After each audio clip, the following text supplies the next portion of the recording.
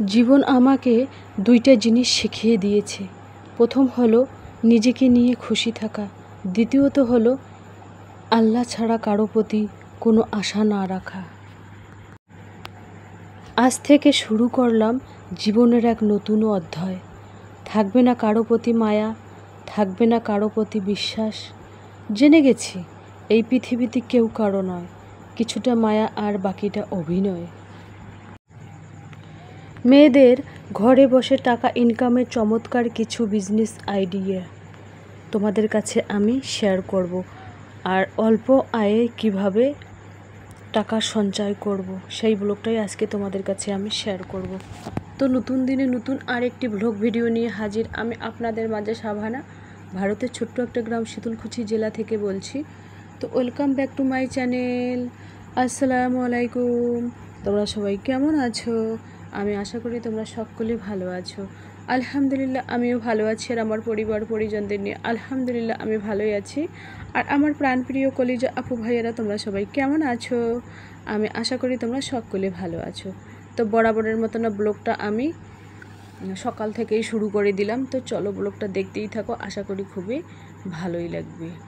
কারণ দেখুন, আমি সকালে হোক মানে যখনই টাইম পাই, রান্না করার আগে হোক রান্নার পরে হোক, যদি ব্যাগ কোনো উল্টানোর থাকে তো মানে সেলাই করি তো আগেই নিয়ে এসে এই রুমের মধ্যে রাখি, কারণ সেলাই যেখানে করি দোকানের মধ্যে জায়গা নেই এই ব্যাগগুলো রাখার, সেই জন্য এই ব্যাগগুলো উল্টিয়ে পাল্টিয়ে এক জায়গায় আমি রাখি।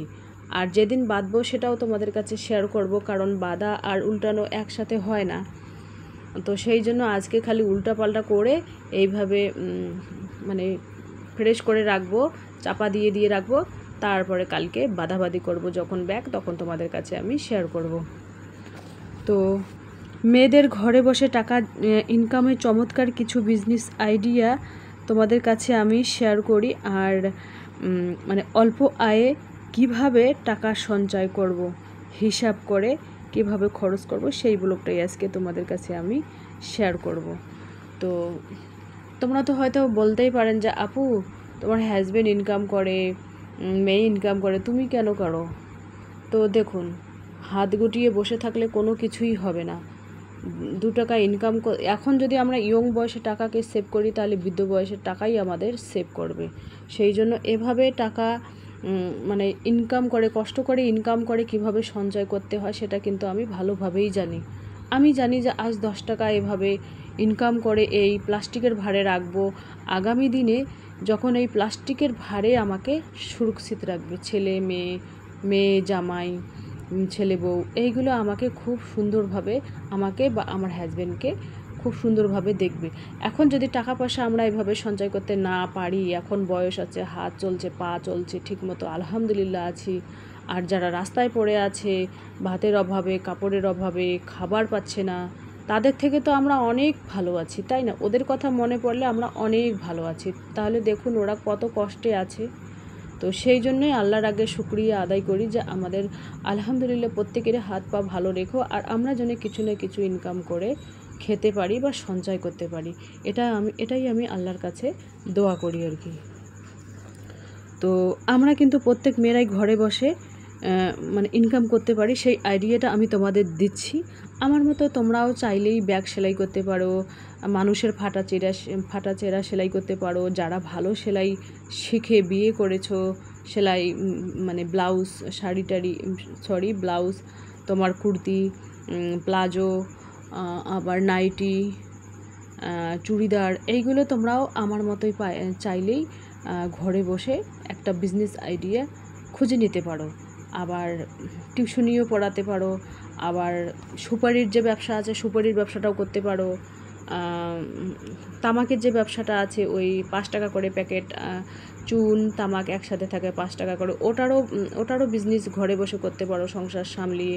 ওগুলো আইডিয়া আমার কাছে আছে। আমার সময় হয় না, সেই জন্য আমি অত কাজ করতে পারি না। আমার বোনের যে বর আছে সে কিন্তু ওই কী যেন সুপারি ওই তামাকের ব্যবসা ওইগুলো কিন্তু করে, খুব ভালোভাবেই করে, ভালো টাকা ইনকাম করে, হায়দ্রাবাদে করে। এখান থেকে নিয়ে যায় সরাসরি হায়দ্রাবাদে নিয়ে গিয়ে বিক্রি করে। এখানে যদি 5 টাকা হয় ওই তামাকের প্যাকেটটা, তো হায়দ্রাবাদে হবে 10 টাকা। এখানে যদি সুপারির শ হয়, আমরা তো এখানে সুপারির শ 30 টাকা কিনি, তাহলে ওখানে 60 টাকা শ হবে, 60 টাকা শ হবে, বা 50 টাকা হলেও পোষাবে। এরকম একটা বিজনেস আইডিয়া তোমরাও করতে পারো চাইলে।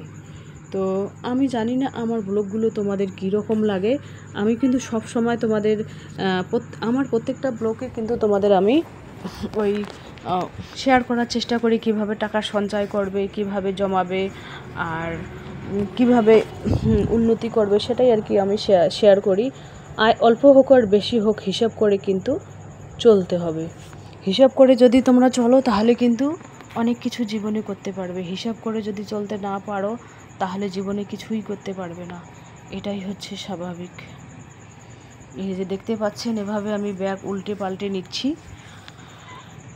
ব্যাগের ফিনিশিংটাই আসল। যদি এভাবে উল্টে পাল্টে চ্যাপটা করে ফিনিশিং করো তাহলে বাঁধতে সুবিধা হয়। মানে 2 সাইড দিয়ে কানি দিয়ে আঙ্গুল ঢুকাতে হয়, আঙ্গুল ঢুকিয়ে তারপরে ব্যাগটার যে আছে গঞ্জা মানে শুলি বানিয়ে দিতে হয়, তারপরে ফিনিশিংটা ভালোই হয়। তো যাই হোক, তোমরাও চাইলে আমার মতোই বিজনেস আইডিয়াগুলো ফলো করতে পারো।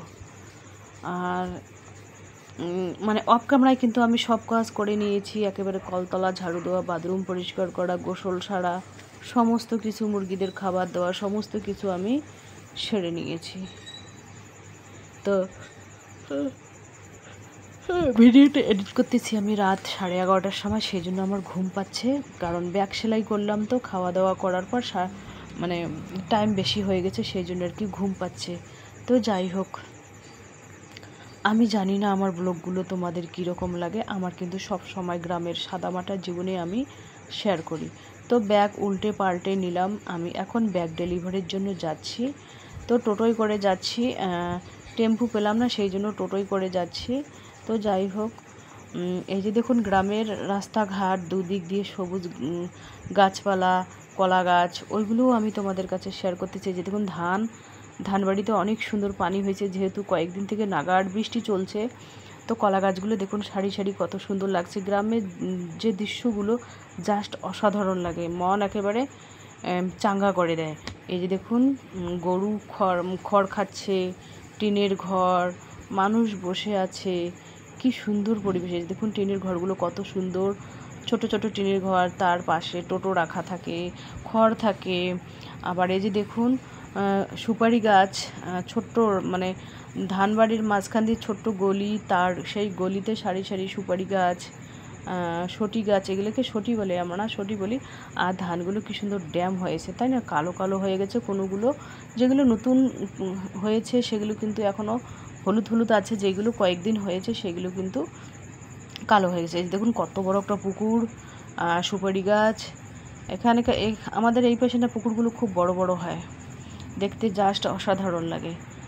মানে ওই রাস্তাটা খারাপ, তো ওই জন্য ঝাঁকাঝাঁকিটা বেশি হচ্ছে আর কি, মানে টোটোর মধ্যে যাচ্ছি, ঝাঁকাঝাঁকিটা বেশি হচ্ছে। তো ভাবলাম যে তোমাদের কিছু গ্রামের পরিবেশ তুলে ধরি। তো এই যে দেখুন চারিদিকে খালি সবুজে সবুজ, যা কী যে বলবো, গ্রামের অসাধারণ পরিবেশ তোমাদের কাছে শেয়ার করলাম। আর এই যে দেখতে পাচ্ছেন এইগুলোকে শাল শিমুল গাছ নাকি বলে, দূর থেকে শাল গাছের মতো, শিমুল গাছের মতো দেখা যাচ্ছে আর কি। তো ওখান থেকে ব্যাগ ডেলিভারি দিয়ে চলে আসলাম। তো যাই হোক, মা আর কি মাছ দিয়েছে, আমার মায়ের বাসার পুকুরের মাছ দিয়েছে, সেই মাছ আর কি এসে দেখি মাছ দিয়েছে, তো রান্না করব। তারপরে ভাবলাম যে না, কবুতরদের খেতে দিতে হবে, আবার মুরগিদের খেতে দিতে হবে। তো সেই জন্য এবার আমি কবুতরদের খেতে দেব, কারণ অনেকগুলো শালিক পাখি, কাক, কবুতর ভর্তি হয়েছিল টিনের চালিটা। যখন খাবার ছিটিয়ে দিয়েছি তখন সব উড়ে পালালো। এই যে দেখুন কবুতরগুলো আর যে পাখিগুলো উড়ে পালাচ্ছে, আমাকে দেখেই ভয় পেয়ে উড়ে পালাচ্ছে আর কি। তো যাই হোক, কাঁঠালের বিচিগুলো শুকিয়ে গেছে, ওইগুলোও তুলিয়ে নেব অফ ক্যামেরায়।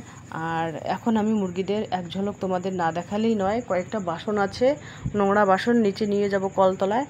তো ওখানে গিয়ে আর কি মুরগিদের খেতে দিয়ে মুরগিদের তোমাদের এক ঝলক দেখিয়ে অফ ক্যামেরায় বাসনগুলো মেজে নেব।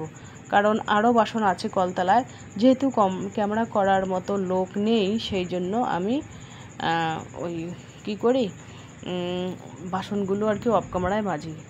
যদি ক্যামেরা করার মতো লোক থাকতো তাহলে দেখাতাম। এই যে দেখুন ভেন্ডি গাছগুলো প্রত্যেক দিনই কিন্তু 2-3টে করে ভেন্ডি হয়, আমি ভাতে দিয়ে ভর্তা বানাই।